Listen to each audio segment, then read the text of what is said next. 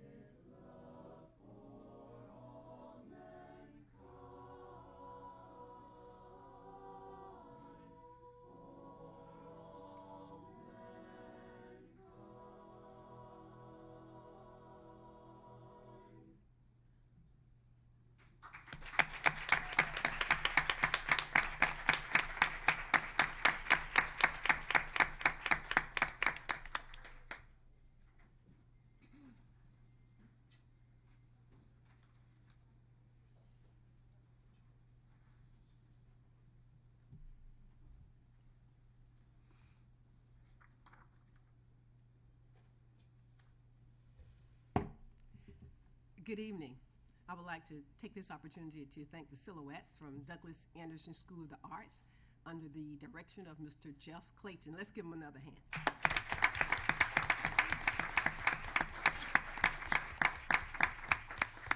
The school board of the Duval County School District is now convened in its regular monthly meeting. To everyone present and to our television viewers, I wish to extend a warm welcome to this meeting of the Duval County School Board. The vision statement of the Duval County School Board states, "Every student is inspired and prepared for success in college or a career and life." The mission statement of the Duval County School Board is to provide educational excellence in every school, in every classroom, for every student, every day. The Duval County School Board is here tonight to listen to reports from the district and staff and to set policy for the district that will improve student achievement. We will also address budgets, contracts, personnel appointments, and other business items that require a vote of the board. The management and day-to-day operations of the district are the responsibility of the superintendent. It is not the role of the board to make managerial or operational decisions. The board has policies and procedures in place to assist the superintendent in resolving management and operational issues. If items appear to move quickly, it is because the board meets in an agenda committee meeting prior to the board meeting for an in-depth review of all agenda items. The committee meeting for the November 6, 2018 school board meeting will be held on October 16, 2018 at 9 a.m. and the public is invited to attend. As a show of courtesy and respect to each other, we ask that all mobile phones be turned off and that no flash photography be used during the meeting. For those wishing to address the board during our public comments portion of the board meeting, please note that we will accept speaker cards until 6:20 p.m. Thank you for taking the time to join us this evening and for your interest in the operation of the Duval County School District. Board members, I invite you to stand for the opening message given tonight by Gavin Screws, a senior at Baldwin Middle High School, and remain standing for the Pledge of Allegiance.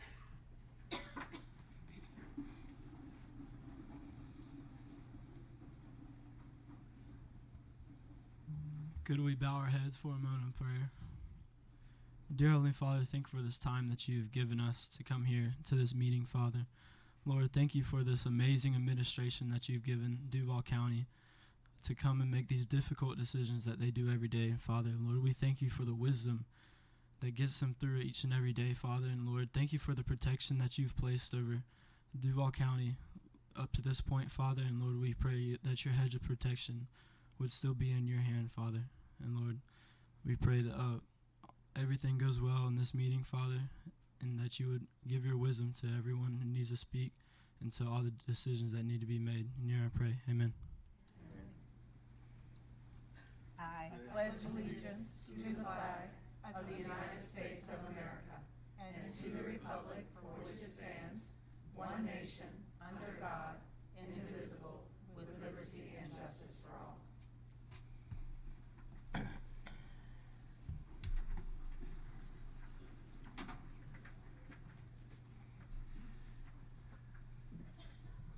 We will now have Baldwin Middle Senior High School. The principal is Dr. Denise Hall, District 6 Board Member Couch, to share with us. Good evening. My name is Maya Graham. And my name is Connor Gillette. We are both seniors at Baldwin Middle Senior High School. Tonight, we are representing Baldwin Middle Senior High on behalf of Dr. Hall, who along with 2 other teachers was selected to attend Florida Standards Academy and could not be here tonight. If you are unfamiliar with our school, we are the Baldwin Indians. Our school is located in the far west corner of Duval County. If you are looking to visit, we are just north of I-10 off of US 301 and US 90, known as Beaver Street.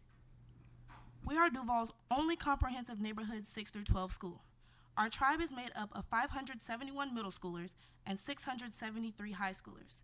We know that seems small compared to the in-town schools, but we think it is just right, kind of like being David in a county full of Goliaths. We are currently labeled by the state of Florida as a B school for the second year in a row. But those of us that attend Baldwin know that we are much more than a label. In fact, we are a family. But don't just take it from us. Listen to some of our other students in our tribe and what they have to say.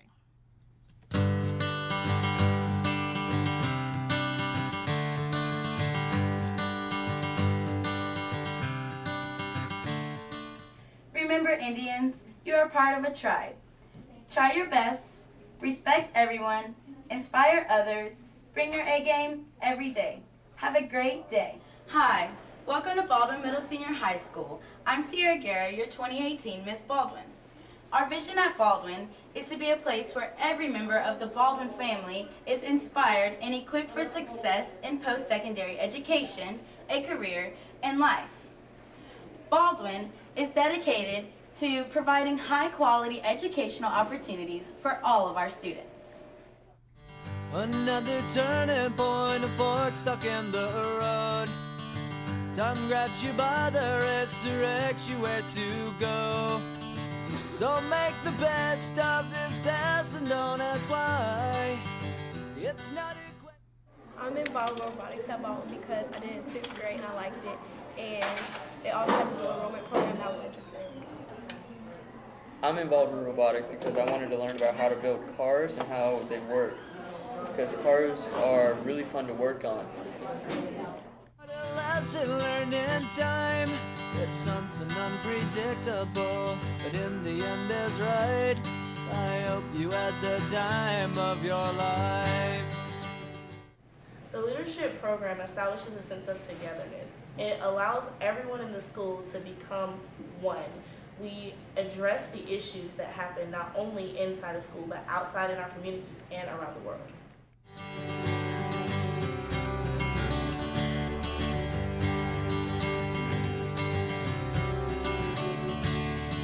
So take the photograph. I believe that Baldwin students involved in the AP Capstone program benefit by gaining a variety of literacy and research skills. By being introduced to rigorous college level classes here at Baldwin, it has actually prepared us to be more successful at the collegiate level. So take the photographs and still frames in your mind, hanging on a shelf in good health and good time. Tattoos and memories and dead skin on trial. For what it's worth, it was worth all the while. Middle School Student Council represents the Baldwin tribe by being role models for the other middle school students. Not only do we come up with fun things for the school, but we also show other middle schoolers how to handle their responsibilities as a student. Something unpredictable, but in the end is right. I hope you had the time of your life.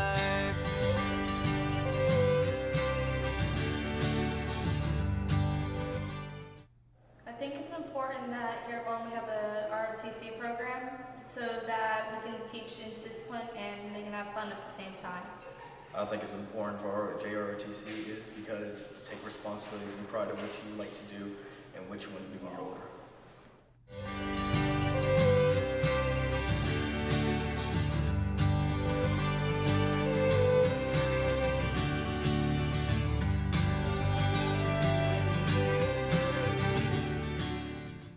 Being involved in Baldwin Teen Trendsetters, we help elementary students with reading and grammar problems. We help them by writing stories with them and reading with them.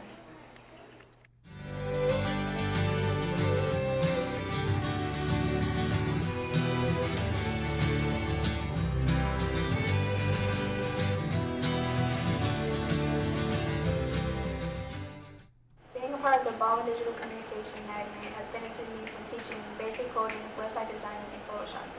I believe that gaining digital skills will make us more marketable upon us leaving high school.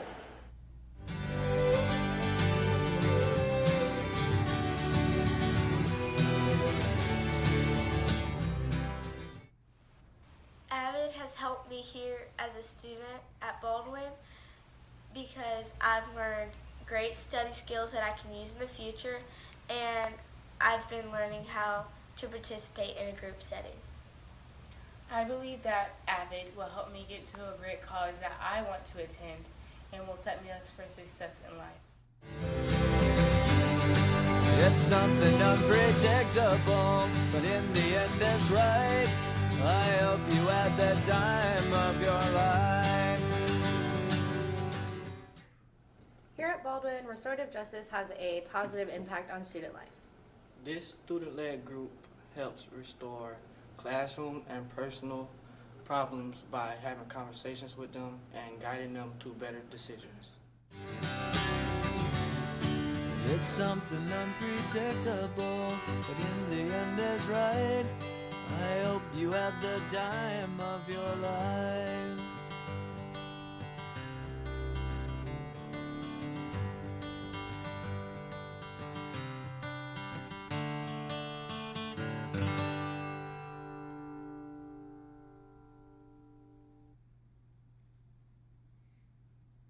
So, welcome to our tribe.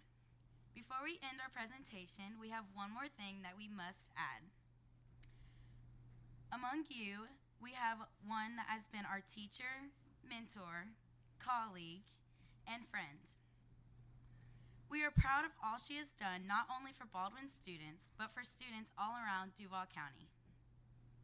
We are so sad to see her leave the board, but we know she is going to make an even greater mark in her next endeavor.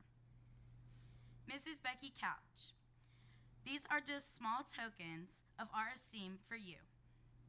On behalf of Dr. Hall and the Indian tribe, once an Indian, always a part of the Indian tribe. Once an Indian, always a part of the Indian tribe. Remember, try your best, respect everyone, inspire others, and bring your A game every day.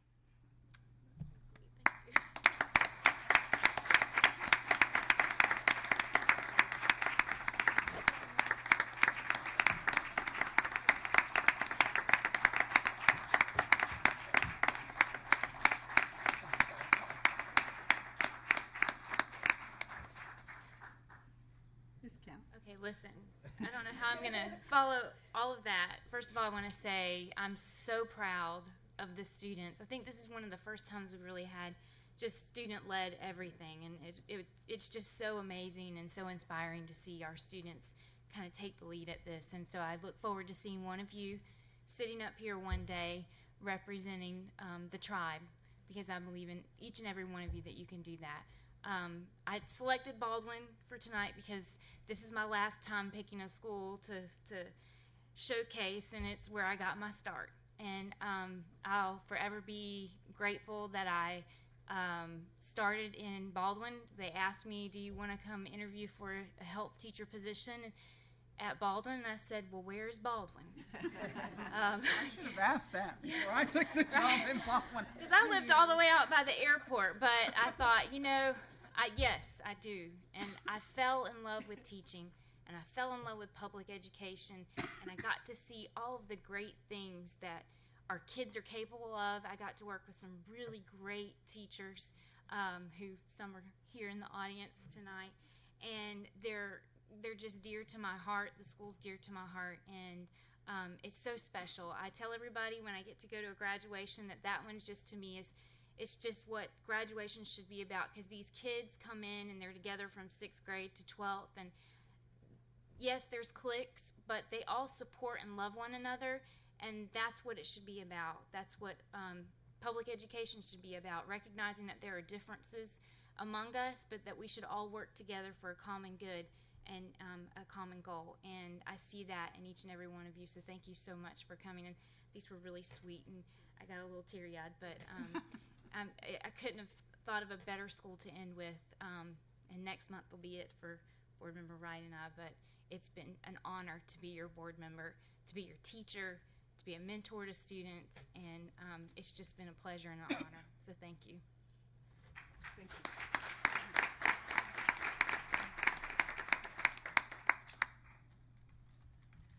I would now like to call on Superintendent Dr. Diana Green to make the following presentations, and Board Member Becky Couch will be presenting certificates.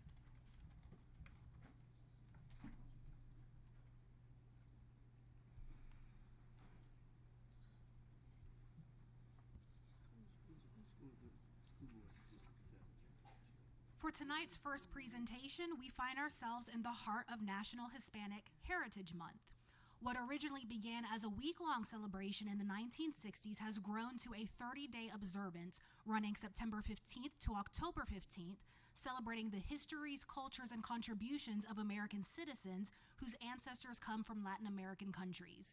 Tonight, we wish to highlight some of the accomplishments of our Hispanic students, as well as recognize one group's continued contributions to their success. Right now, there are 17,129 Hispanic students enrolled in the district. The graduation rate among this group has increased significantly from 63.8% in the 2011-2012 school year to 81.1% in the 2016-2017 school year. A recent national assessment shows our Hispanic students are ranked second in the nation in 4th grade reading and math and third in the nation in 8th grade math. Of our English language learners, nearly 2/3 are Hispanic, and within the district's ESOL, World Languages, and Dual Languages programs, 7 different Spanish-speaking countries are represented. Now, locally, our First Coast Hispanic Chamber of Commerce has taken an interest in empowering these students as they pursue higher education. Through its Achieving the Dream Scholarship, thousands of dollars have been awarded to more than 100 students since 2005, with many recipients coming from this district. In fact, this year's winners were celebrated this past Friday at a gala. Tonight, Chamber Treasurer Monica Hernandez is here on behalf of the group. And so, in conjunction with National Hispanic Heritage Month, and as a thank you for their continued support, please help us thank the First Coast Hispanic Chamber of Commerce for investing in the futures of our Hispanic students.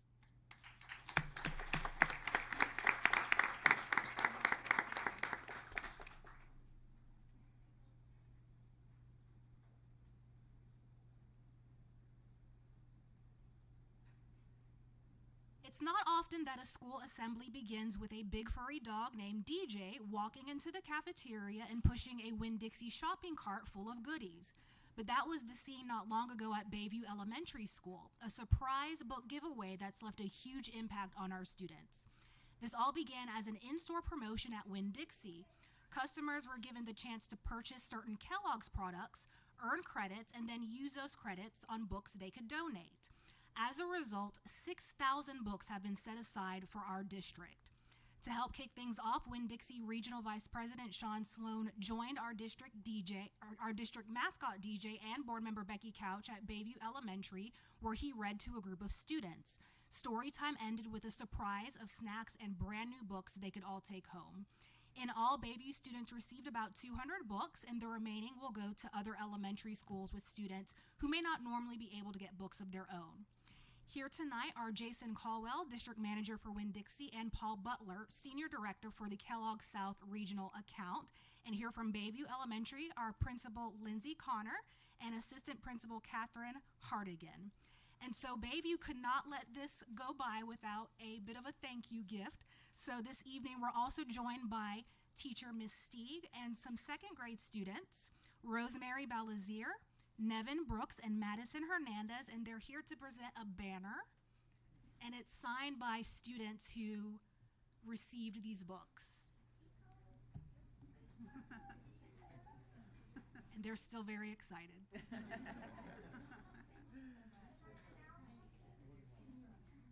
So please join us in thanking Winn-Dixie and Kellogg's for this generous donation and the gift of literacy to our students.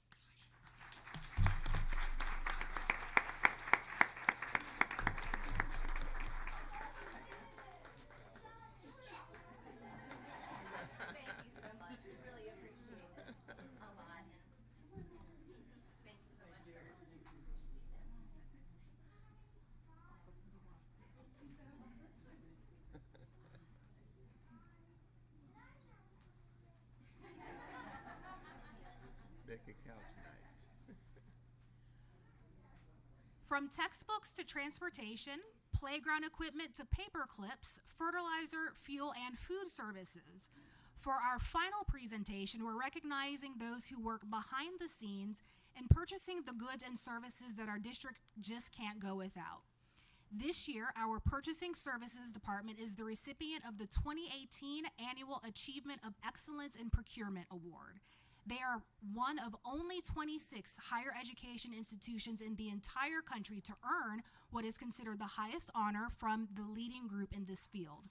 This award measures innovation, professionalism, productivity, e-procurement, and leadership.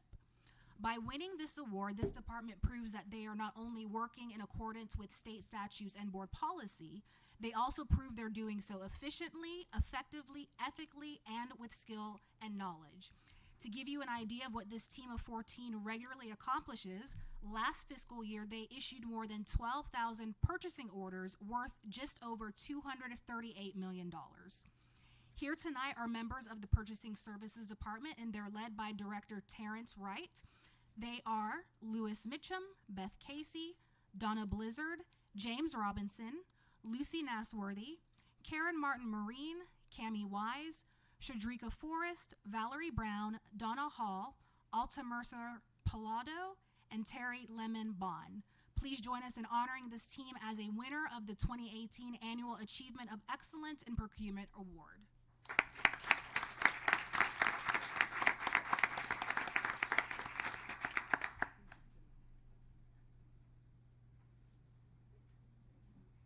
This concludes this evening's presentations.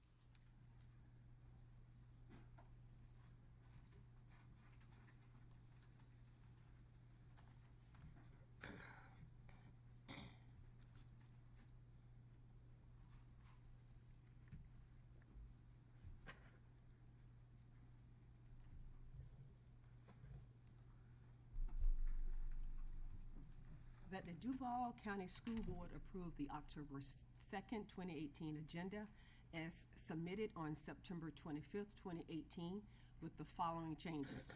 Recognitions, board members, Hispanic Heritage Month, item added. Recognitions, communications, 5-star school awards, item withdrawn. Academic services, United Way full service schools expansion, attachment amended. Approval of minutes, item added. Is there a motion? So moved. Second. The motion was moved by Board Member Grimes and seconded by Board Member Smith Juarez. Any discussion? Seeing none, please register your vote.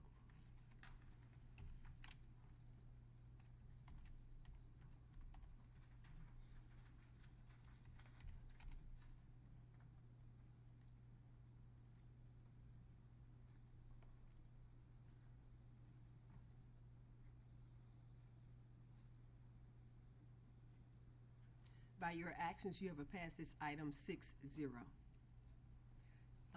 It is now time for the chairman's report.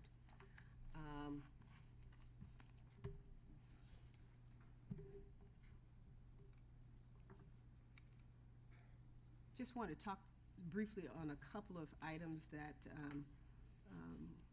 I thought would be of interest to everyone. On September 18th, we had a delegation from Uganda. And this is the photo of members of the Duval County School District employees and as well as the delegation from Uganda. And the members of the Uganda delegation included Ms. Winifred Adukali Muta. She's the Executive Director of Free Child Uganda. Ms. Jacqueline Akoy Oki, Senior State Attorney, Deputy Regional Officer, Kampala, Office of the Director of Public Prosecutions in Uganda. Ms. Marion Sunday Benbala, State Attorney, Office of the Director of Public Prosecutions. Ms. Margaret Mutani, High Court Judge, Courts of Judicature. Ms. Somali Wakuli, Head Department, Gender, Children, and Sexual Offenses, Office of the Director of Public Prosecutions. and Mr. Bruce Coyne, who's not in this particular picture, but he represents Global Jacks, which arranged the Uganda delegation to come and visit our great city and our great district. He's the international visitor liaison.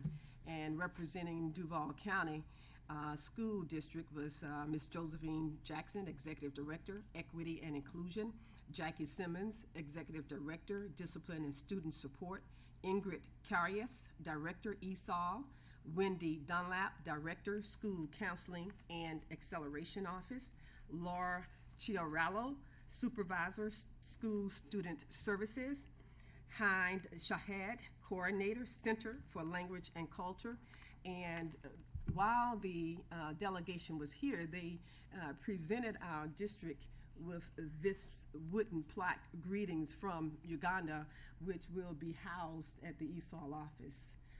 So we want to take an opportunity. They came because they wanted to understand how we dealt with our discipline, how our state attorney's office here in Jacksonville is relating to students through the civil citations process. They went and visited our Bridge to Success school, which houses some of our overage students, and their focus was on how are we in Jacksonville, and they went to other cities as well, helping our students holistically, for in particular those who are in some type of alternative school setting. So we were pleased and honored to have had an opportunity to host this group from Uganda. The only other item I have in terms of the chair's report is to share with you that at the Council of Great City Schools Fall Conference, which will be held October 24th through the 28th in Baltimore, Dr. Green, our superintendent, Assistant Superintendent Dr. Kelly Coker-Daniel, and Chief Academic Officer Mr. Mason Davis, and myself, we are going to be presenting a presentation entitled Building Bridges to Reduce the Achievement Gap. And so we're excited about being a part of the Council of Great City Schools Fall Conference and focusing and sharing how, as a district, we have focused, we have been purposeful, and we have been intentional in terms of how we look at the needs of all of our specific students by subgroup and how we have helped to close the achievement gap. It's not where we want it to be, but we're certainly headed in the right direction. Dr. Green, the superintendent's report. Thank you, Madam Chair.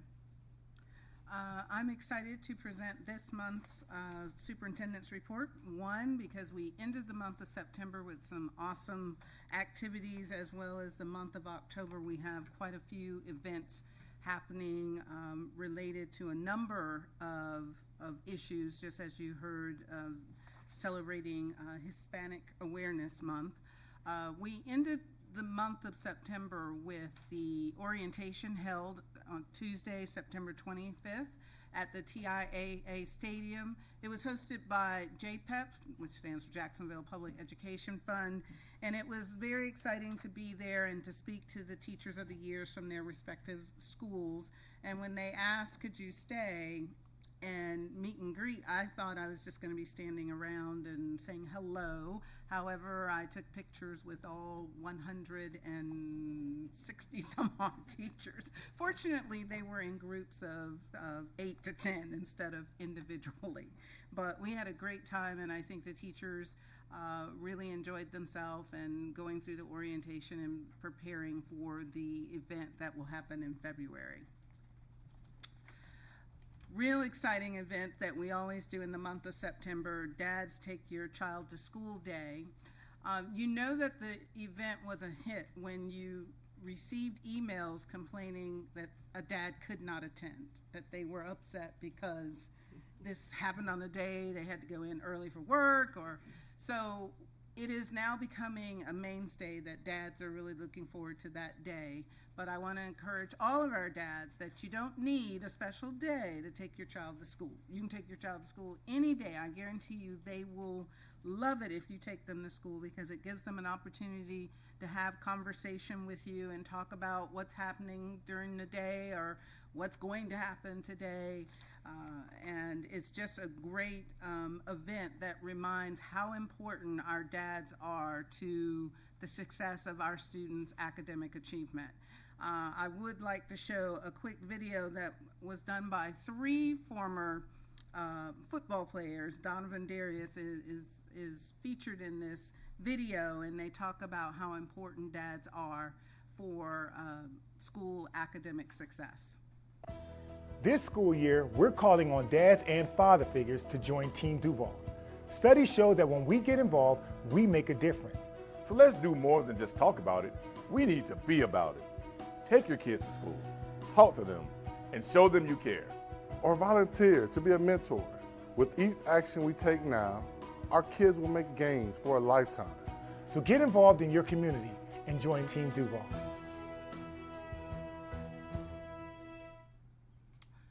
It's very exciting that 2 of those young men are actual teachers in our school district. Damien, and I just forgot the name of the other gentleman, Michael Ross. Both of them work in our school district, and it's amazing how they were just so willing to come talk about how dads need to be engaged. And our family and community engagement department did a phenomenal job of getting the word out, ensuring that all the schools had the information that they need, and getting these videos completed for us. We also have Brian Dawkins, who's featured on the Department of Education because he is a graduate of Rains High School and a football Hall of Famer, and he did a video also for Dads Take Your Child to School Day, and we are very proud that it's being shown on the Florida Department of Education website. For the month of October, we have, like I said, a number of awareness items that we need to talk about. October is National Bully Prevention Month. Wear orange for Unity Day on Wednesday, October 24th. This is so important because orange is not in my color scheme of clothing.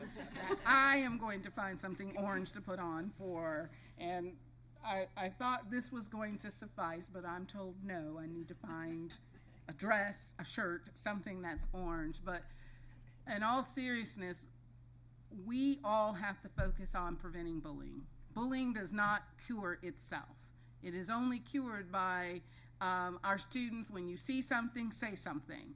By adults, not turning a blind eye. When students are moving throughout the hallways, many times I see our teachers standing in the hallways, and they're standing out there in the hallways, observing, watching, making sure that students are engaged in positive conversations, positive relations, but we want to recognize October 24th as Unity Day, and we are asking all employees, all students to wear and share orange in support of bullying prevention.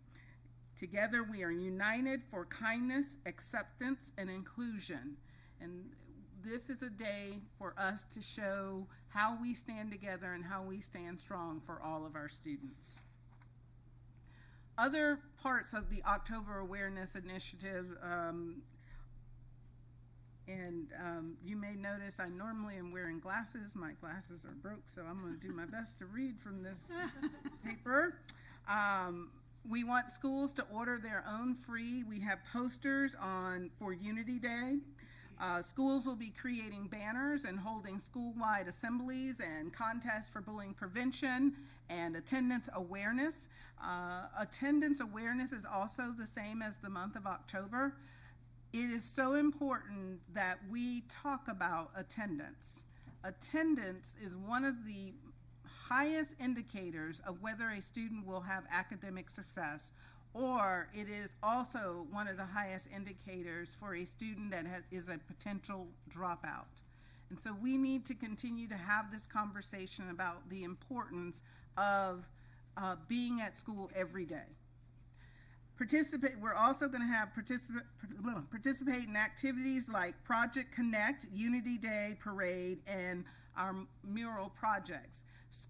For those schools who are listening to tonight's school board meeting, please make sure that you email us any activities that you are going to have at your school so that we can give that information to our board members, so if you are able to attend, to go out and help our schools celebrate these initiatives during this awareness month. And also join the district after school initiatives with the Lynn Matisse Foundation.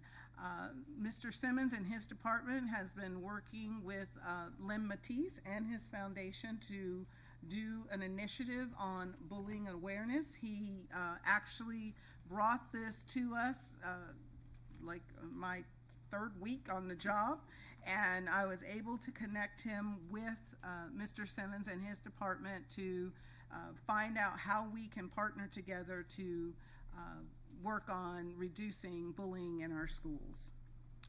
Before our next board meeting, we will have finished our first 9 weeks of school. And so I want to remind students, those who are sitting out there in the audience, remember October 15th is the end of the quarter, so if you have stuff that needs to be turned in, make sure you get it in on time. October 19th is the planning day. October 26th, report cards are going home, and then on October 30th, parents, report cards are on the parent portal. If you need help signing into Focus, you can find help on the parent tab at www.duvalschools.org and get that information so that you can, one, if you're on the parent portal, you can keep up with your child's grades and you don't have to wait till the end of the 9 weeks. It's very important. And high school students, it's important for you to have that same login so that you can keep up with your grades and see the information and not have to wait until the end of the quarter trying to catch up. Also in the month of October, we will be going through our accreditation, October 21st through the 24th. For those who don't know, that the entire school district, Duval County Public Schools, is an accredited school district, and every 5 years we go through an accreditation process. The accrediting agency is Advanced Ed Measured Progress. We will have a 26-member team, 13 inside the state of Florida and 13 members that will be from other states. Through that review, they will be here for 4 days. As you can see, on they arrive on Sunday. On the 22nd, they will be meeting with the superintendent and cabinet members. On the 22nd in the afternoon, they will be interviewing the board members, parent and community partner interviews, principal interviews. They will start their school visits and end the school visits on Tuesday, October 23rd. And then we will have a superintendent exit meeting, and that really is superintendent and cabinet exit meeting on the 24th. So we have a very busy month for the month of October. We also, as the board chair, we have the Council of Great City Schools Conference, as well as the Chamber of Commerce trip to Denver with the board, some of the board members. So we have a very busy month for October, and I hope that you will find something up there that you can attend and be out at our schools to support as they go through this month, trying to bring that awareness that we need to curtail bullying as much as possible. And the best way is as students see something, say something, adults constantly be observant, parents, when you see something or you're concerned, call your school, call your principal, the school guidance counselor, and get engaged, and we can all solve this issue. Madam Chair, that is the end of my presentation. Thank you. We are now on the public comment portion of our agenda. Those wishing to address the board must fill out a blue speaker's card. The school board welcomes your comments on matters that are before the board for consideration. It is not the board's intent to respond this evening, but to use the input in our deliberations. To give everyone appropriate respect and courtesy, we ask the audience to refrain from audible comments or applause. When you come to the microphone, please state your name for the record. Please limit your comments to 3 minutes. When the green light in front of me starts blinking, you will have 1 minute remaining. When the light turns yellow, you will have 30 seconds remaining. When it turns red and the buzzer sounds, your time will be up. If your concerns exceed that time, you may present written comments to the board. You are asked to refrain from references to specific individuals and to follow expectations for civil discourse. Please remember that speaker cards were only accepted up until 6:20 p.m.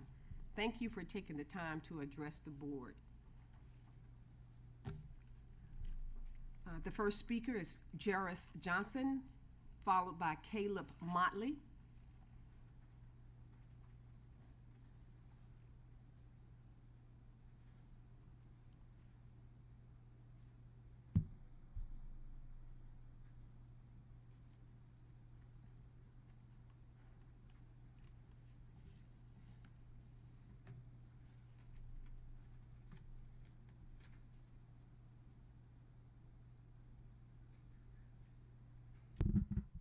We are actually gonna present together, if that's okay. Please share with us your name. I am Caleb Motley. I'm Jairus Johnson. All too often, we've seen the reports on the news of the young people having inappropriate interactions with law enforcement. Today, we, the people, of members of Embody, would like to take a stand to teach these young men how to have positive interactions with law enforcement. To the Honorable Paula D. Wright, Chair, the Honorable Lori Hershey, Co-Chair, and other honorable board members, Dr. Green, Superintendent, and cabinet members in their respective places. Good evening. I am Caleb Motley, 8th grader at La Villa School of the Arts. And I am Jairus Johnson, 9th grader at Andrew Jackson High School.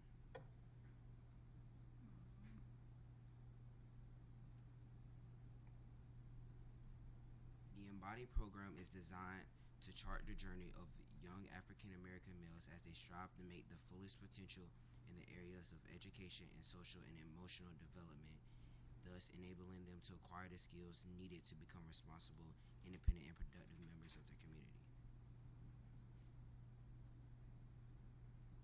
This year, our Youthful Voices campaign has led us to develop the Positive Police Interactions programs as we team up with DCPS School Police to teach young African American males how to have positive police interactions with law enforcement. Our goal is to present to young men in each of the schools where an Embody member attends. We will team up with the SRO and Director Edwards to talk about how to interact with law enforcement in and out of school. We want to be the change that helps to keep our peers safe.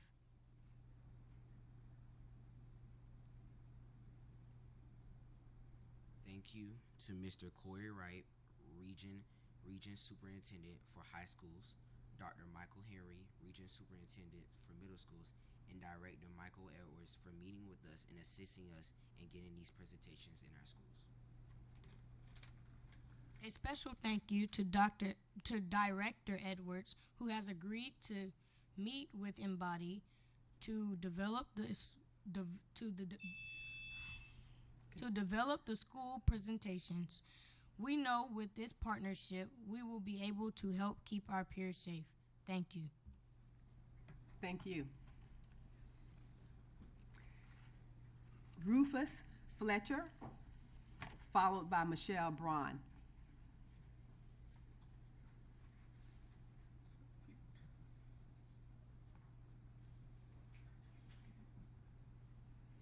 So that's Rufus Fletcher, Michelle Braun, Daniel Webb,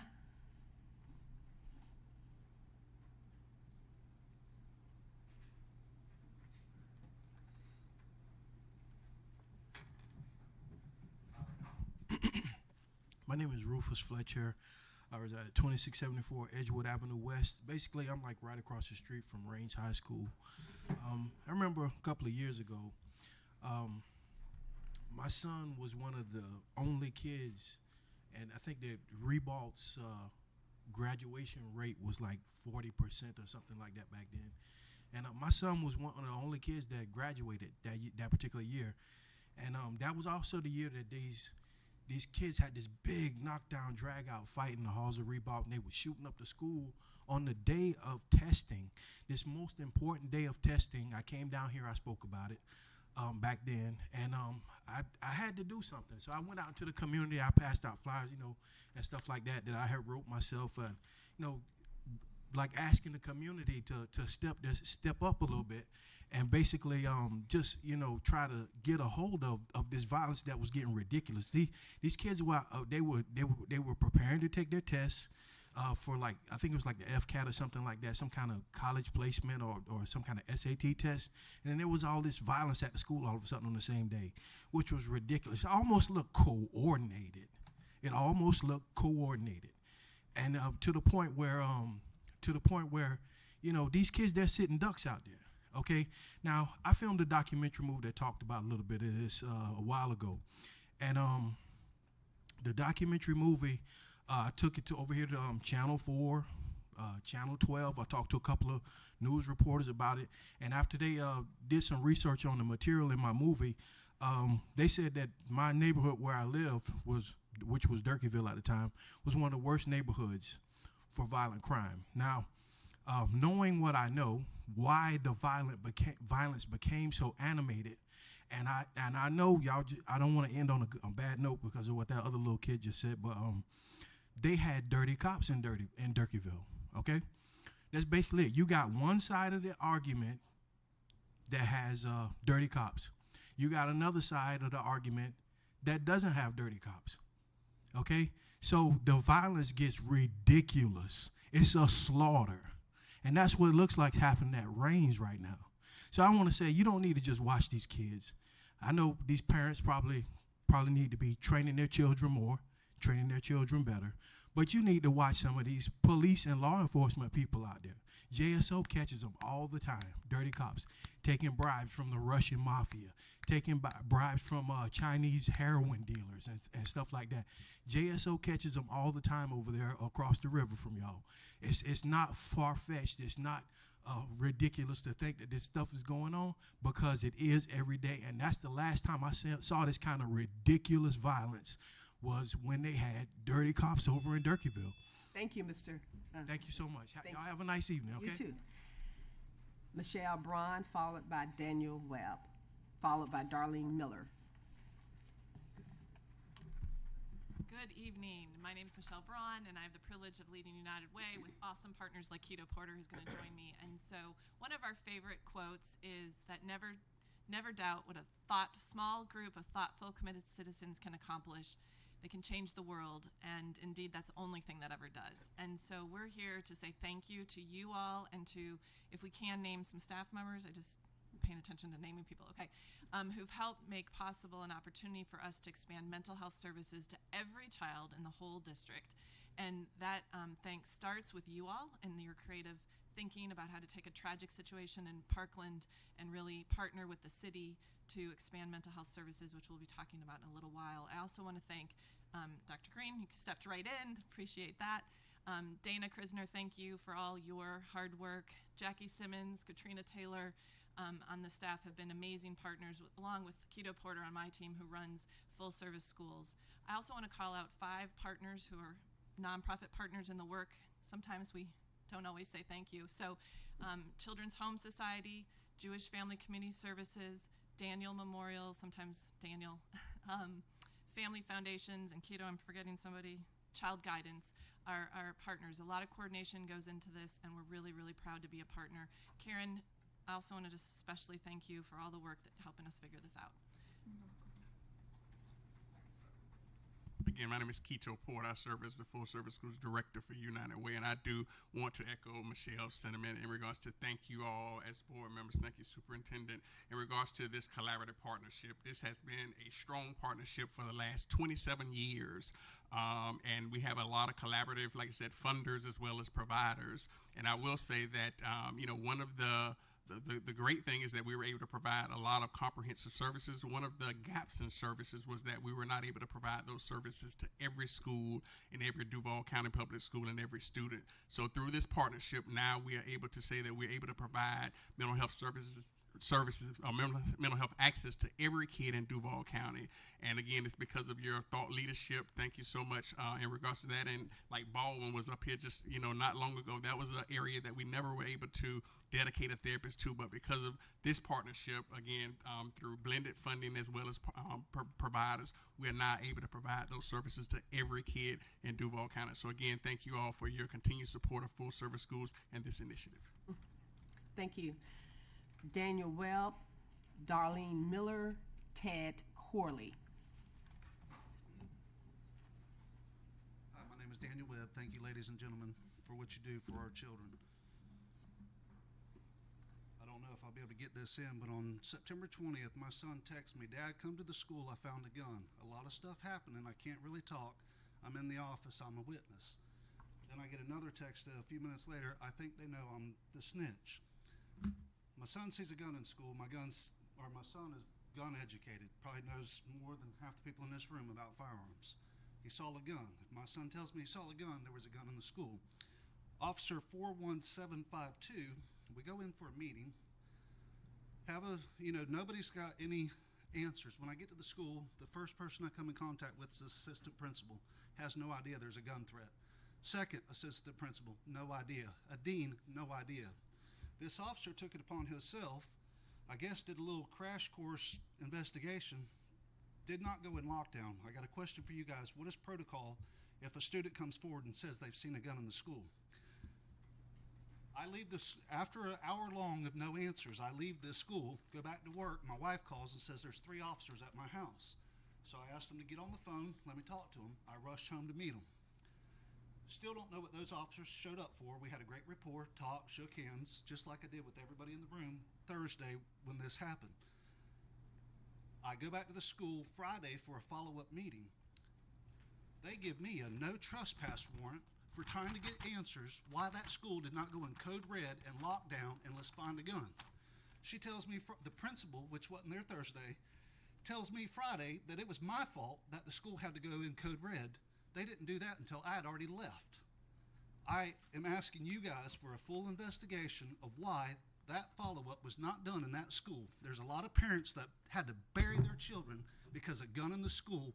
That's not happening on my shift, and I hope that each and every one of you will do a thorough investigation to find out why this fell through the cracks. Then it ends up on the news that it was a false report. Well, how do you wait nearly 2 hours to start looking for a gun at the end of the day in a public high school? This officer, though, 2 times on Thursday, the first meeting, 6 of us in the room, keeps getting jacked up, and I had to tell him, you need to calm down. 2 times. Nobody else in the room said anything. Mr. Webb, we need you to calm down. Same thing Friday. 2 more times. He just starts getting too jacked up. I said, you need to take a breath and calm down. Nobody corrected me that I was out of line. But why is it he was able to give me a no trespass warrant, and I would gladly give any of you guys my cell phone number so you can follow up. And if anybody would like to read this letter, I'd gladly pass it around. But I feel this whole thing is just ridiculous how it was not thoroughly investigated, and it seems like it's all revolving around one officer. Thank you, sir. Does anybody need a copy? Thank you. Someone will talk to you in the back. Yes. You want him to come on? No, Director. He's going to talk to you. Darlene Miller, followed by Ted Corley. Good evening. My husband and I now have been advocating for the ESE children for a couple of years now. This all started a few years ago, and we could give you, and I think we have, levels and levels of the horror stories we've seen.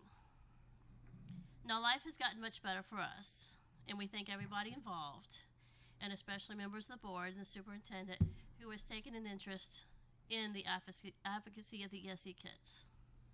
But I am encouraging the board and the superintendent to put somebody in charge to help parents. Help them with the compliance of IEPs, somebody to assure them that help is there, and somebody just to help the parents. I know we have a compliance office. I've called them. I called them back when my oldest son, who's 19, was a freshman. School blew him off. I called again when my younger son was a freshman. Again, the school blew him off. We have people in the bullying office, we have people in the compliance office, but we don't have people with the power to tell the principals, you need to sit down with this child. You need to sit down with this parent. They just get blown off. I know this from experience twice, 2 different high schools and 2 different principals. In a middle school, actually, if you want to go back. So I am encouraging you to put somebody in place that answers to the superintendent, answers to the board, or somebody up high who can say, well, yes, so-and-so, this parent has called me 5 times and the school is not returning phone calls to them. Parents are getting IEPs. Here you go, sign it. They don't even understand it. I belong to several support groups, including online forums, because I am the parent of 2 ESE children, and I will tell you how many times I've talked to parents, and other parents had to sit down and explain an IEP. Because we're doing meetings in 20 to 30 minutes. Oh, we got another IEP coming. You either need to sign it or they're not going to get the services. Please help the parents and the children who deserve it. Thank you. Thank you. Pastor Ted Corley. Good evening, Ted Corley. Today in our history, 453 years ago, the people depicted on the G clay directly behind you, Jean Rabaud and his Frenchmen, met the end of their lives. They had come to find religious freedom in this land because there was none in Europe in those days. To be a Protestant or a Lutheran, as they were called, meant certain death for them. And so they came here seeking that freedom. They established the first colony on what would later become American soil. They came here and established La Caroline. They celebrated the first recorded Thanksgiving on this land. 57 years before the Pilgrims, 41 years before Jamestown, and 2 years before St. Augustine. They lived and died seeking the freedoms that we exist in today. The freedom of religion, the freedom of speech, the freedom of life. Today, I bring you the memory of Jean Rabaud, a fiery red-headed Frenchman, an explorer, an adventurer, one of the great navigators of the 16th century. Pedro Menendez described him as a man worth 10,000 ordinary men, that he could accomplish more. And so I challenge that we remember that great sacrifice, but I challenge our students. Jean Rabaud was a man who would not be deterred. He would not back down, even in the face of death. He stood his ground. We are blessed to be on the land that was committed to the glory of God and to the establishment of religious freedom. I hope you will remember his name is Jean Rabaud. It's pronounced like rib and bow. Rabaud. He is French. Thank you. Thank you.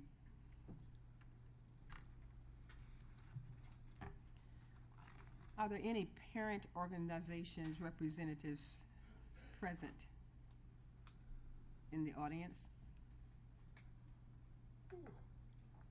Seeing none.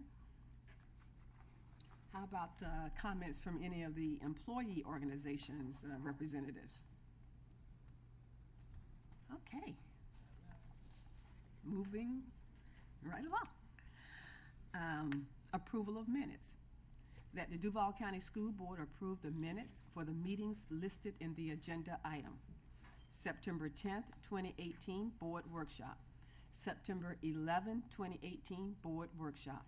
September 12th, 2018, Student Expulsion Hearing.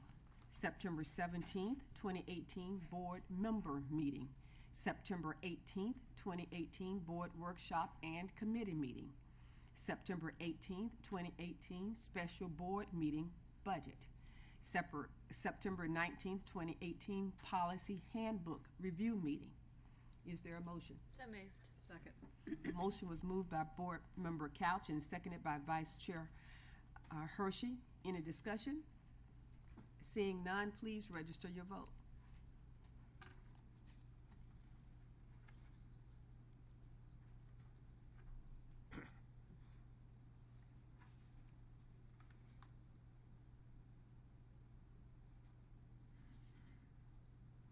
By your actions, you have approved this item 6-0. Approval of consent agenda. Are there any items to place on the discussion? Seeing none. Is there a motion? So moved. Second. The motion was moved by Board Member Smith Juarez and seconded by Board Member Jones. Any discussion? Seeing none, please register your vote.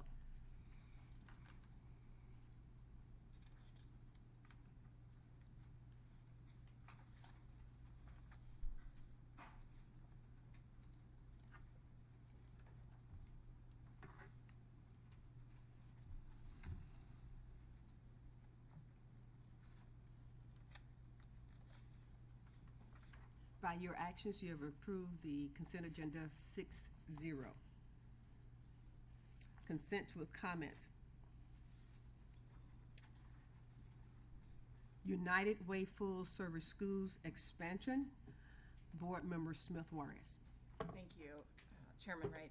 I just wanted to call attention to this remarkable partnership to expand mental health services and mental well-being opportunities for students throughout the district, as you heard earlier from representatives from United Way.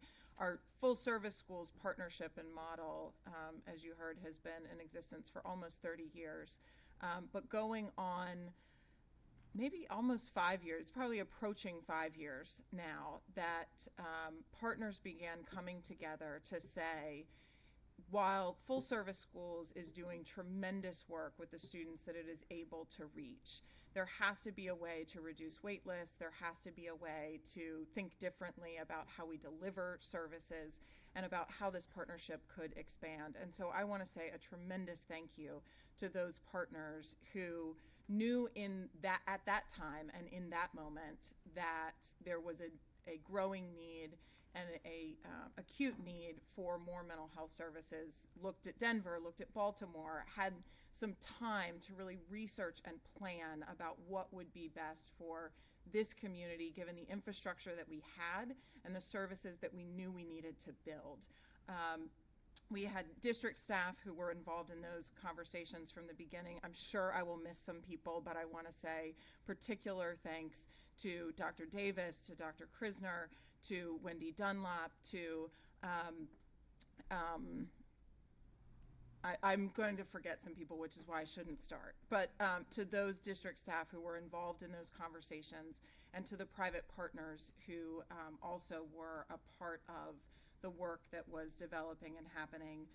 And so the infrastructure that came through Full Service Schools Plus, which has been in operation in the Ribault feeder pattern, positioned us and poised us to be able to respond to the urgency that came as a result of the tragedy in Parkland.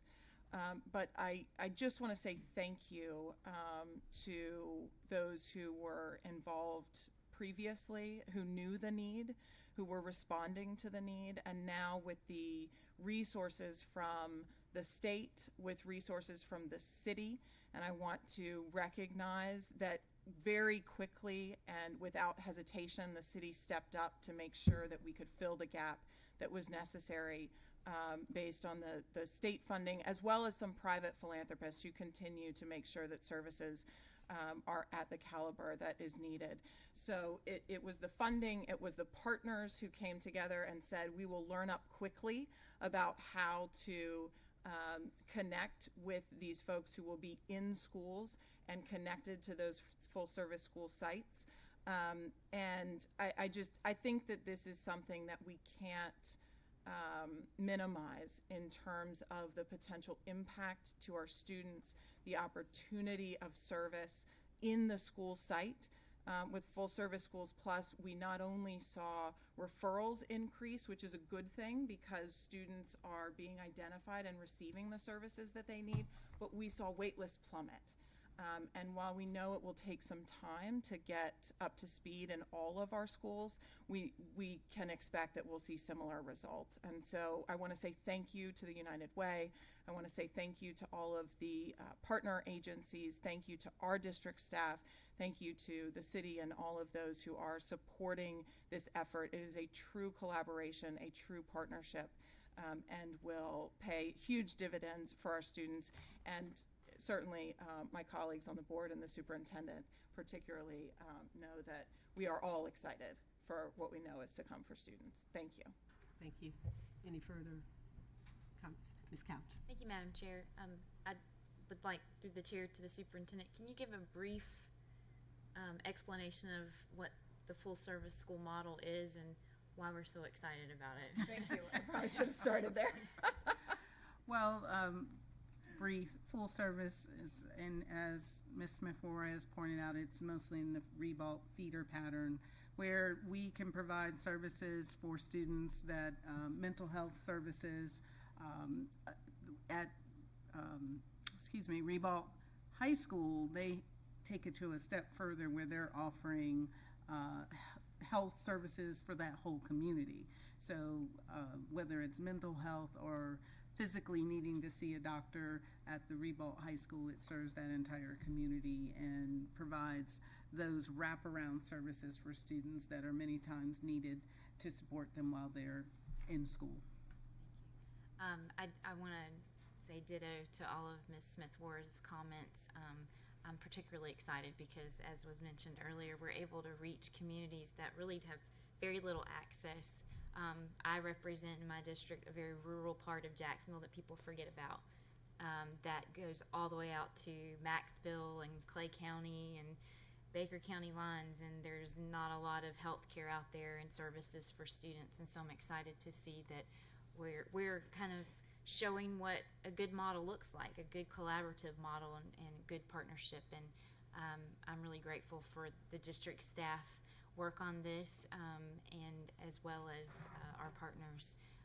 I think this is going to be really beneficial for our students, and it's just an exciting opportunity to get to every child every day. Any further comments? I just want to take this opportunity and just say thank you to Ms. Braun, United Way, and all the partners that you mentioned, because there are numerous partners on behalf. Thank you to all of the agencies on behalf of our students and our community, because when we're able to help our students, not just on the academic side, but on the emotional and the physical needs as well, that's the holistic approach that we often talk about. And so when I think of the word collaboration, and when I think of the word partner, and if I could create my own dictionary right here and now, when you open that up to look for definitions, we would see all of the partners, all of the many district staff who served as thought partners and visionaries and took an opportunity to discuss, take an idea to a plan. And we all have ideas, but very few of us often can take that idea, put it into a plan and then act upon that plan. And so on behalf of our entire city and all of the agencies, but you know, I'm partial to Team Duval. So in particular to our staff who work with us and we have discussions in the lunch line, in the elevators, and in the grocery stores, wherever we have happened to see and meet each other. Thank all of Duval County employees, staff, leadership, just Team Duval. Thank you for having the wherewith to do and to try and always do better and do more for our students.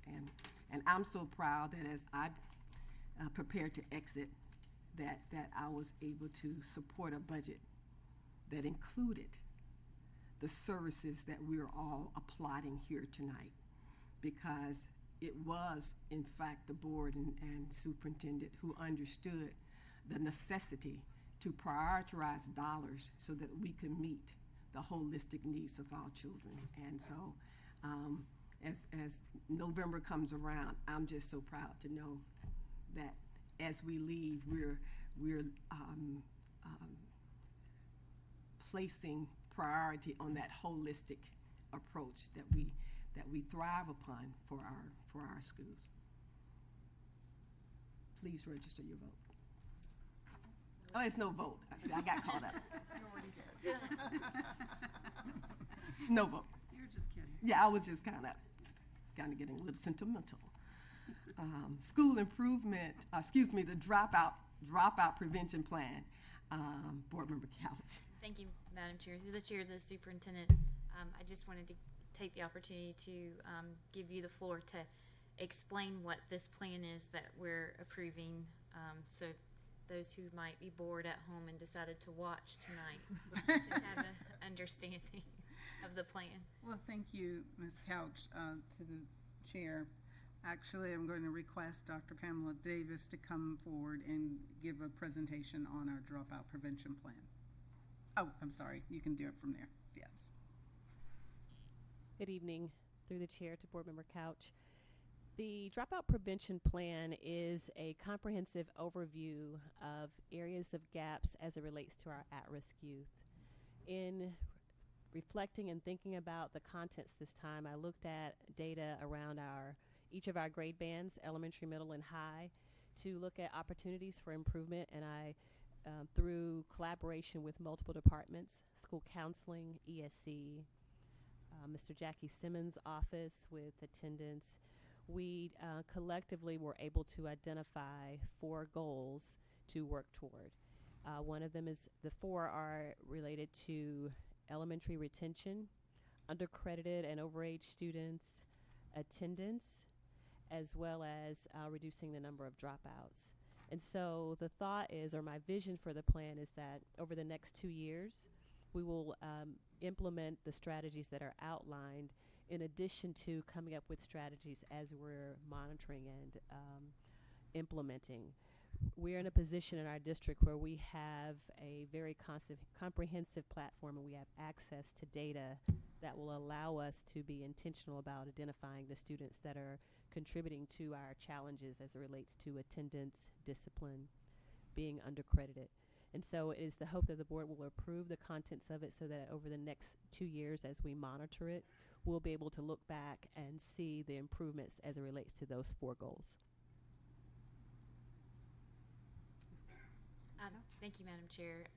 I was glad to have the discussion during our committee meeting about attendance. That's something that I think is among all of the other early warning indicators that is important that we stress parents and students that we need to be in the classroom to learn, and we need to reduce our habitually low attendance students. We've had great partnerships. City Year has been a great partner for us in helping combat that, and in other services throughout our city where maybe something that's become a barrier for a student can be overcome through support through city services, and some of our philanthropic partners as well. But I appreciate the plan, and I just wanted to give you the opportunity to to talk about what we're focusing on. We've seen significant increase in our graduation rates, and I think that's in large part to our strategic focus to early warning indicators for our students and coming up with solutions of meeting the needs of every child. So I appreciate all of the work that you've put into this. Thank you. Any further? Okay. School improvement plan for Somerset Preparatory Academy. Board Member Couch, your comments? Thank you, Madam Chair. When we were going through the committee meeting, which a lot of people don't get a chance to see or attend, I'd asked the question of what is the difference in timelines. A couple of years ago, House Bill 7069 was passed, and it sped up the timeline for district schools in turnaround. And I know that after 2 years, you have to select an option, and they took away the hybrid option we had fought really hard to get. And those options include close and reassign students, hire an outside management organization, or use a district charter or make it a charter school. And then there was the provision of Schools of Hope that was also added, where a Schools of Hope charter school that bypasses the local school board and is approved by the state can open up within 5-mile radius of that school and not necessarily have to serve the same grade levels, which most people don't know that. That it says they get priority into the School of Hope if they serve those grade levels, but it doesn't say that they have to open up a School of Hope to serve those grade levels, so there is a caveat there.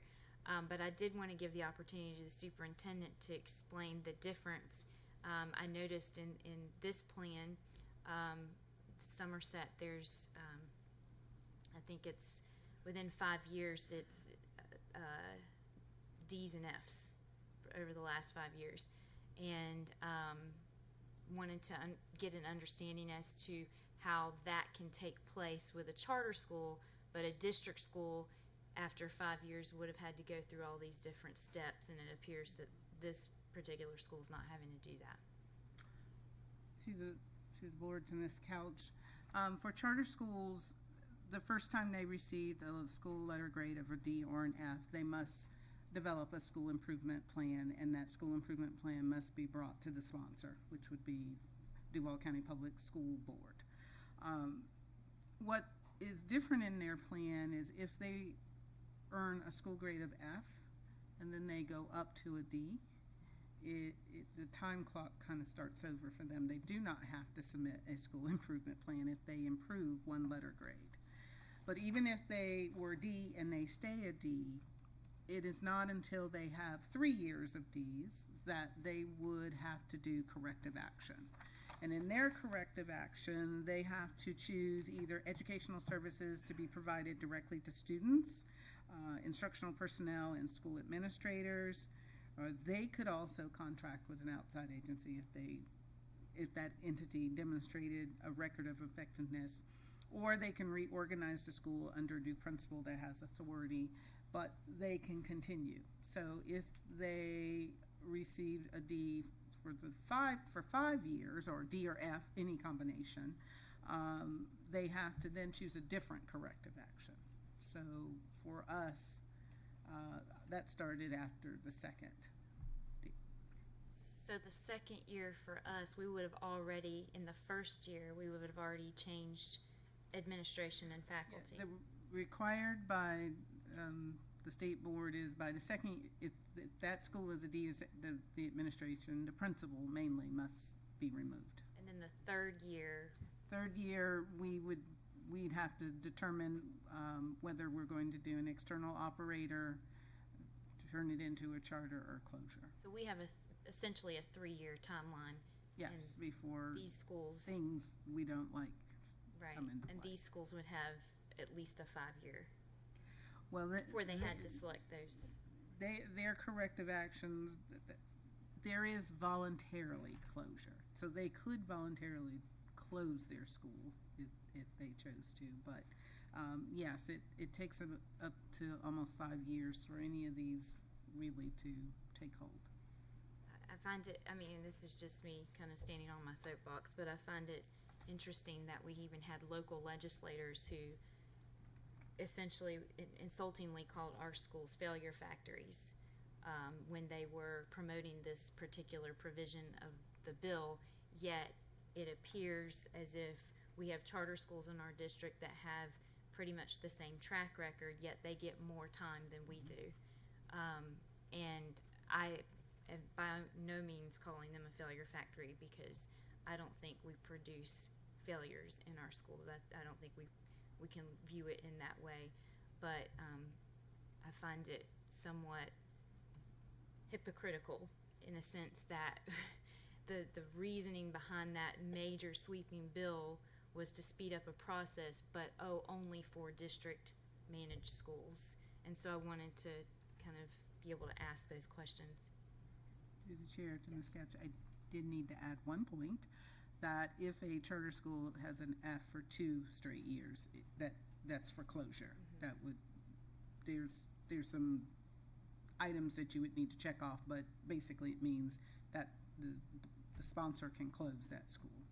But if during those 5 years, if any time the school was an F and improves to a D, it kind of restarts so if you're going from F to D, it restarts the clock, because it states here, if school improves by 1 letter grade, corrective action is not required to continue, but school improvement plan must be continued. So that's why I think one of the schools you saw go from an F to a D. So the clock kind of starts. So it went from, I think this particular school was F, then D, then back to an F.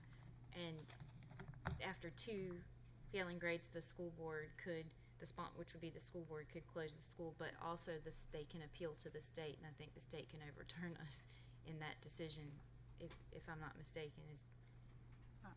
Through the chair to Board Member Couch, I think the statute was amended that if there's 2 consecutive grades of F, termination is automatic, because I think in some other districts that had been appealed, and I think the legislature went in to say that it's automatic.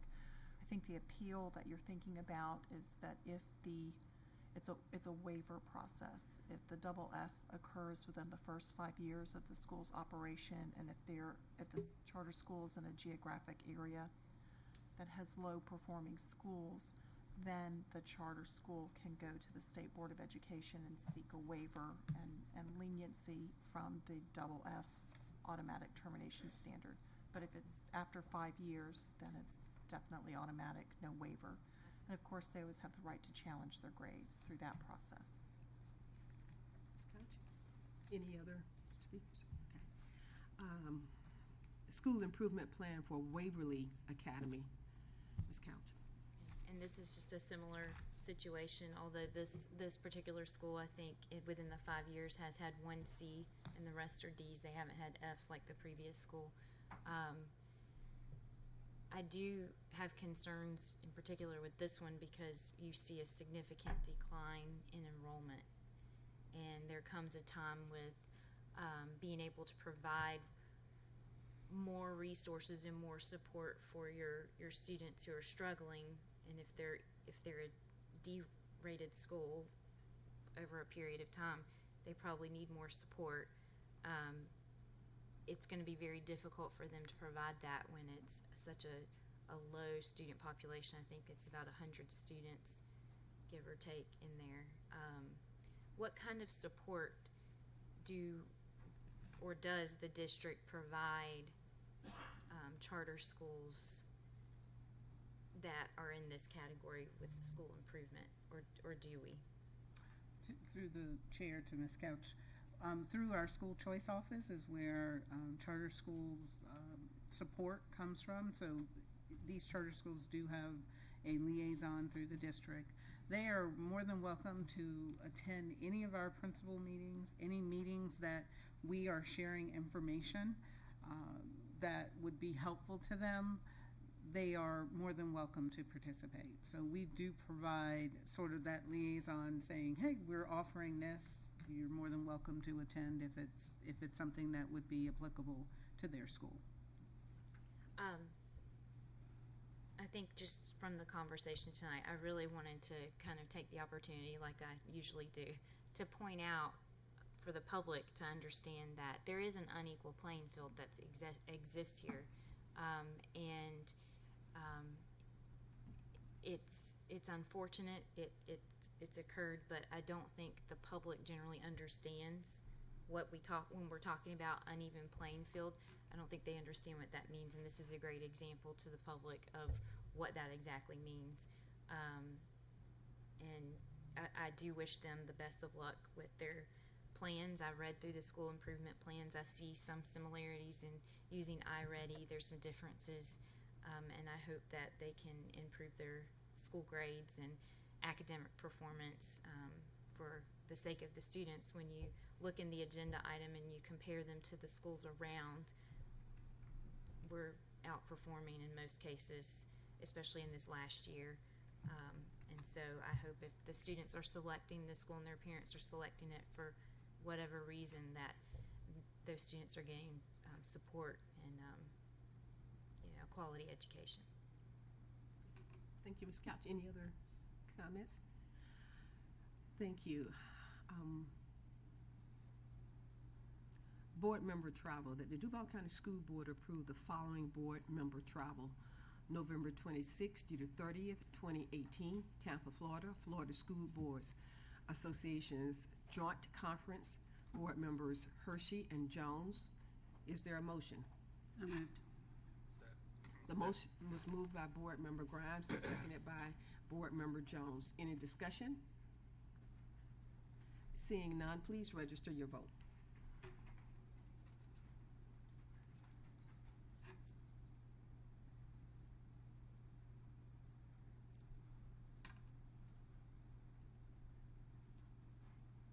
By your actions, you have approved this item 6-0.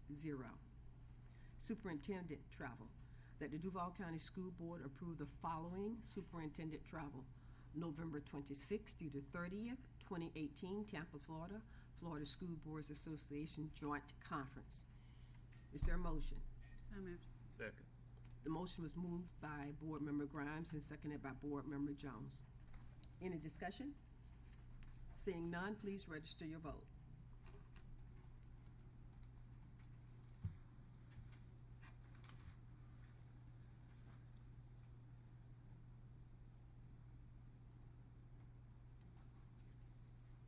By your actions, you have approved the superintendent's travel 6-0. We are now on for the record. Board member Grimes.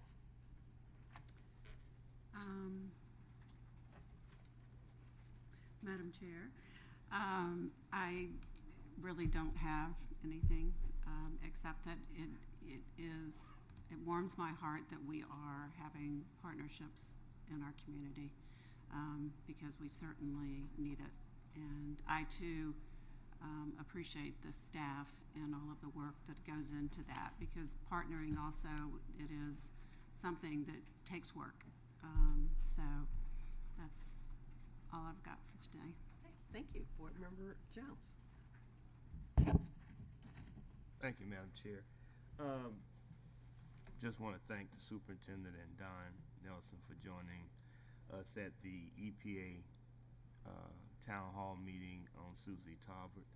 There was concern that the soil around the school was polluted, and EPA, along with the Department of Environmental Protection, were present to explain to the residents that the site is clean and to reassure the neighbors that they're doing all they can to clean up the old wood treaters site that's next to the school. And it was well attended. Probably 80 to 100 people present from the neighborhood, and they were concerned with the school and the children in the playground area, but that's been cleaned up over the summer months. And also want to thank Brian Dawkins for speaking, traveling here. He's about an hour late coming from Orlando to speak to the students at Raines High School about staying positive, staying drug-free, violent-free, and that he graduated from the school, sat in those same seats, although the seats probably been replaced since he was there. and just a very strong word of encouragement to those students, and I just appreciate Brian doing that. Thank you, Madam Chair. Thank you, Mr. Jones. Vice Chair Hershey. I would like to thank Mr. Nelson and Mr. Colbert, and Dr. Krisner and Chief Edwards for joining me at the community meeting that I held at Mandarin Oaks Elementary. It was not as well attended as Mr. Jones's community meeting, but we had a good crowd nonetheless, and it was great to have the experts there at the meeting to answer questions. I've had the opportunity to start visiting schools in my district this week, and it's been really great to be out at the schools. I have to share that I did attend a conference this past week, and one of the things that was highlighted was a program called The Leader in Me, which we have here in Duval County and at Crown Point in District 7. And so that was really neat to see the good things that are happening in other districts are really equal to what we're doing here. They're not really ahead of us, so that was encouraging to see.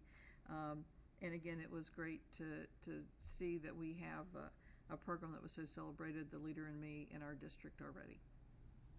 Thank you, Vice Chair. Ms. Couch. Thank you, Madam Chair. I want to remind everybody, October 24th, Orange for Unity Day for bullying prevention. You might be able to find some lovely orange flowers that you can pin to your lapel. I also want to say thank you to Jacksonville Public Education Fund for the guest speaker series with Jeffrey Canada. I thought it was excellent. This was my second time hearing him speak, and I always enjoy listening to him. And I think he brought some refreshing ideas as to how he did the Harlem Children's Zone, and it was well attended, so I think that's great. I want to say thank you to Winn-Dixie. I was able to go to, we honored them earlier, but I was able to attend the Bayview Winn-Dixie. They came and brought books for all of the students, and it was so great to see the kids get a book in hand and just immediately start reading. They were so excited. I think they were equally excited about the goldfish snacks. So thank you to Kellogg's. But it was so great. And they loved, DJ. You can't even stand in his shadow. He's so great to these kids. But they love DJ. And I want to just, again, commend Baldwin Middle Senior High School students for leading their presentation today. Dr. Hall has been an amazing asset to that community, and she's just been wonderful leading the way. They have their homecoming parade coming up, and that's always a unique thing because they actually do it in the whole town of Baldwin. And all of the kids from the elementary school come out. It's just it's a big deal. Dr. Green, you'll have to come see that. And I want to say thank you to Amistar Celebrity Basketball Tournament. They're always a great partner and do great work for our homeless students, raising funds for them. So, thank you. Thank you, Ms. Couch. Ms. Smith-Morris. Thank you. I do have to, so I was able to attend the Council of Urban School Boards Equity Conference, and one of the sessions in particular was on school climate and culture and improving school climate and culture. And one of the things that was talked about was how the brain responds under stress. And when you're trying to think of something, how difficult it is to recall it. And then the moment you don't have to think of it anymore, it will pop into your mind. And so Ms. Katrina Taylor was sitting right where Jackie Simmons is now standing. And those were the two names that were failing me earlier. So I couldn't not mention them now.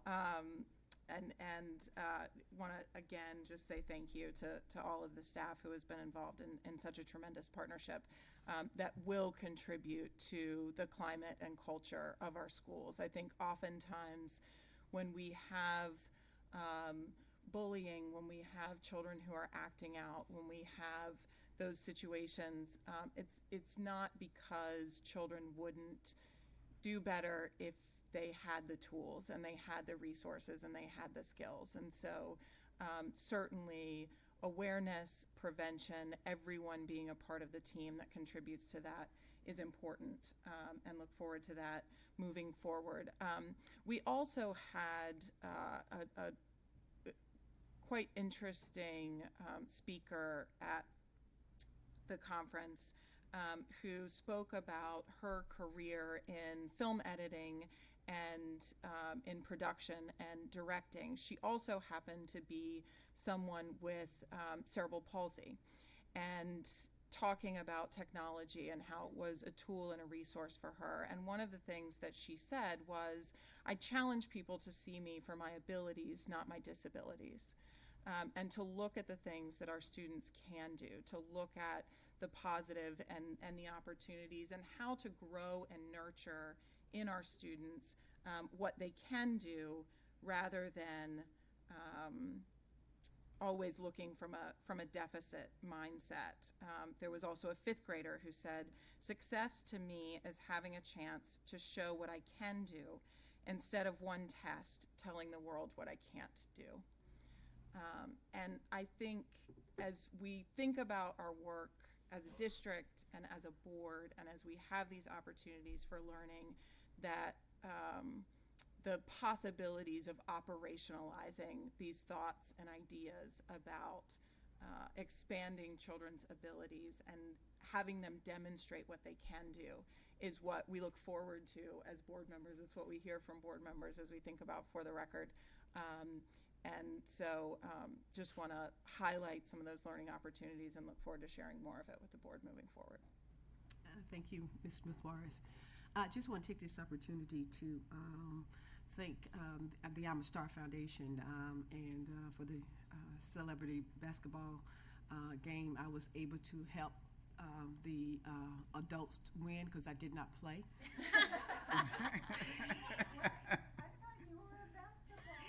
I did not play, so they won this year. So kudos to the adults who played. Mr. Jones play? No, Mr. Jones didn't play. But I watched. No, I had a funeral. But you know, the students in the I'm a Star Foundation, they work diligently to help to raise money so that they can help the homeless student population, and we appreciate that. And as I see those students, I see, you know, some of our future leaders, but more importantly, I see citizens who have a heart for each other and have a heart for their neighbors and their friends and their family members, and that speaks so much for each one of them and for our community. I also want to take this opportunity to thank Andrew Jackson School. I visited Andrew Jackson and Long Branch and John Love and a whole lot of other schools, and just learned so very much, and just looking forward to Duval County Schools come December, January, whenever the graduation rates come out, that we're going to rock in terms of the increase that our city will see in terms of the graduation rate, but most importantly, the work that has been and will be showcased by our students and their abilities and their talents and their skills. So just wanted to take this opportunity to say to our students, as a board and superintendent, we are so appreciative of the work that you do each and every day in the classrooms. And to our parents, thank you for sending your students as prepared as you can send them. And thank you for encouraging and lifting and supporting them. And to our teachers and our administrators in those buildings, kudos to you. Every time I go to a school and I see the awesome work that we're doing, be it in the pre-K, the kindergarten, or at the senior level, I am just so appreciative of all the work that I see going on at Andrew Jackson and all the work that I see going on in every one of the buildings within our school district. And I just want to say that several of us will be in, where are we going next week? Denver with the chamber of Commerce on our joint meeting or conference. And one of the things that we look forward to, we always come back with different ideas because we have an opportunity to see and compare us to other districts. And it's not always a comparison as we're better than or less than. It's a comparison of ideas, of thoughts, of visions, of dreams, so that we could come back and share some different ideas and merge some opportunities and possibilities so that we can continue to provide the very best for our students. And again, we're looking forward to the conference in Baltimore, the 24th through the 28th, I believe it is, in October at the Council of Great City Schools. I may have the dates off, but it's coming. And so we're looking forward to those opportunities. Is there a motion to adjourn? Second. The motion was moved by Board Member Grimes and seconded by Board Member Jones. May I call for a vote? Okay. By unanimous vote, the meeting is adjourned.